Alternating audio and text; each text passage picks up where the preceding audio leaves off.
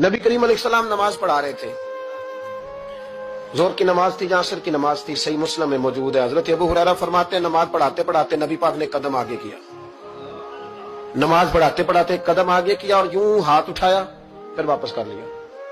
اب نماز پڑھ کے نا تو سلام پھیرا تو صحابہ عرض کرنے لگے یا رسول اللہ صلی اللہ علیہ وسلم وہ نماز میں پیر بھی آگے کیا تو ہاتھ بھی اٹھایا، تو وجہ کیا تھی؟ پہلا سوال تو یہ ہے کہ آپ لوگ نماز پڑھ رہے تھے یا حضور کو دیکھ رہے تھے؟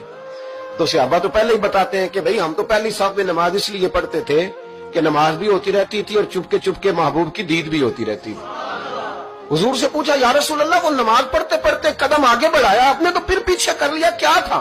اور ہاتھ اٹھایا تو پھر آپ نے نیچے کر لیا۔ تو نبی کریم فرمانے لگے نماز پڑھاتے پڑھاتے جب میں نے کہا نا سمی اللہ لمن حمیدہ، اچانک میری نظر اٹھی تو جنت میں چلی گئی، نظر اٹھی تو جنت میں، تیرے لیے 2-4 قدم عرش بری ہے۔